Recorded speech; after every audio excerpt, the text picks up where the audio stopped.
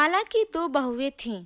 दोनों बहुओं की आपस में खूब बनती थी, लेकिन जब भी रसोई में घुसती तो खाना बनाने की बजाय बहस शुरू हो जाती थी।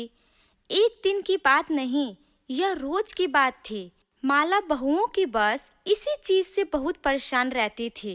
एक दिन माला आराम से अपने कमरे में टीवी देख रही थी और शाम होते ही दोनों बहनें पूनम और सपना रसोई में खाना बनाने के लिए जाती हैं कि वहाँ लड़ाई शुरू हो जाती थी।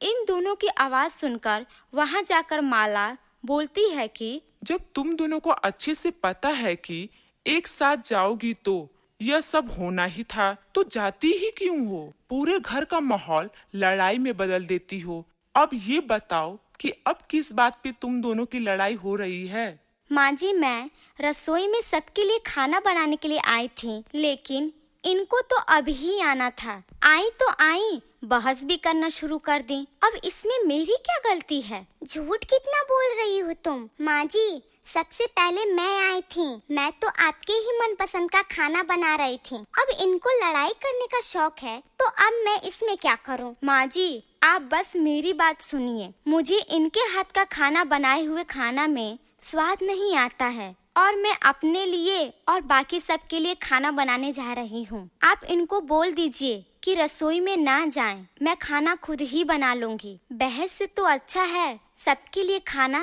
रोज मैं ही बनाऊं।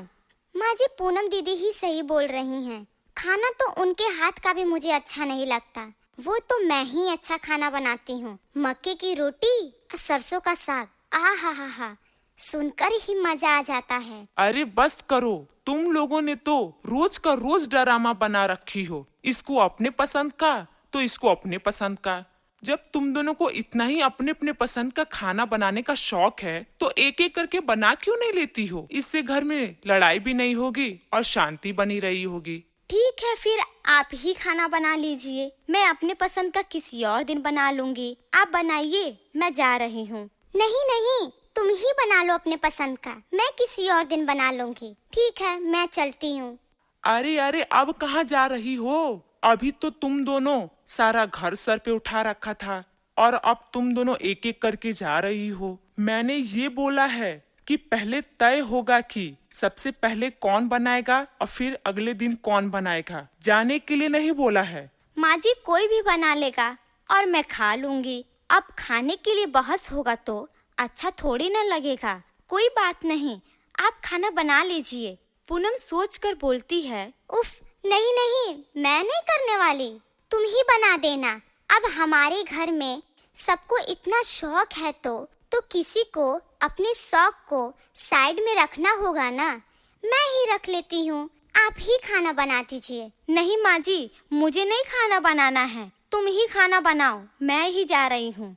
माँ जी बोलती है कि इन दोनों ने तो हद ही पार कर दी।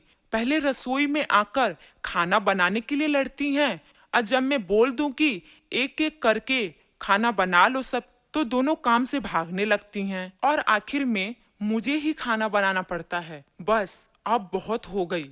इन दोनों का अकल ठिकाना तो लगाना ही होगा, वरना रोज रोज मुझे ही खाना बनाना पड़ेगा। माला इस बात से बहुत परेशान होती है। तुम लोगों को रसोई में जाकर अपने लिए खाना बनाने का बहुत शौक है ना, तो अब मैंने ये सोचा है कि तुम दोनों को बहस करने का मौका ही ना दिया जाए। अब तुम दोनों के लिए घर में अलग अलग रसोई होगी। मतलब माँ जी, वो भी अलग अलग? अब से तुम दोनों अपने से काम करोगी, इससे बहस भी नहीं होगा और घर में शांति बनी होगी। लेकिन माँ जी, ऐसा थोड़ी ना अच्छा लगता है। भले हम दोनों लड़ाई झगड़ा करते हैं, लेकिन हम दोनों तो एक ही घर की बहुएं हैं ना, और घर में एक ही रसोई अच्छी लगती है, ऐसे दो अलग अलग नहीं। हाँ माँ जी, आप खुद ही बताइए। आसपास के लोग को पता चलेगा कि हम दोनों बहुओं की अलग अलग रसोई है, तो वो क्या सोचेंगे कि घर में बहुओं के आते ही बंटवारा हो गया। कोई बात नहीं, जिसे जो सोचना है उसे सोचने दो। मुझे तो घर में सिर्फ शांति चाहिए। बड़ी बहू सोचती है कि अब तो बस अपने लिए ही खाना बनाना है, तो बना लूंगी मैं अपने लिए।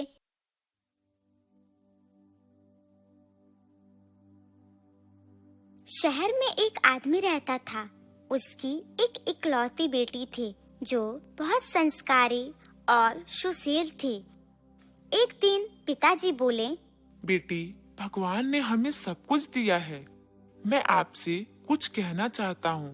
बेटी बोली, जी पिताजी बोलिए, आप क्या कहना चाहते हैं? पिताजी बोलते हैं, बेटा, मैं तुम्हारी शादी कराना चाहता हूँ और न जाने मैं कब रहूँ या ना रहूँ, इसीलिए एक सुंदर सा रिश्ता ढूंढा हूँ। बेटी बोली, जैसी आपकी इच्छा, लेकिन हमारे जाने के बाद आप अच्छे से रहिएगा। फिर वह उसकी शादी करा देता है। जब वह अपने ससुराल जाती है, शहर के मॉडर्न कपड़े पहनकर अपनी सास के पास जाती है और उसका पैर छूती है। हे राम, ये आधे अधूरे कपड़े पहनकर तुम मेरे सामने आशीर्वाद लेने के लिए आई हो? अरे गांव में मेरा बहुत नाम है, तुम्हारे वजह से मेरा नाम खराब हो जाएगा। बहू बोली, माँ जी, छोटे कपड़े से कोई बेशर्म नहीं होता। संस्कार तो इंसान के व्यवहार में होता है। सास बोली, अच्छा, जुबान तो तुम्हारा बहुत अच्छा ही चलता है। अरे हमारे यहाँ शादी के बाद बहुएं साड़ी पहनकर रसोई में खाना बनाती हैं और तुम क्या पहनकर आ गई?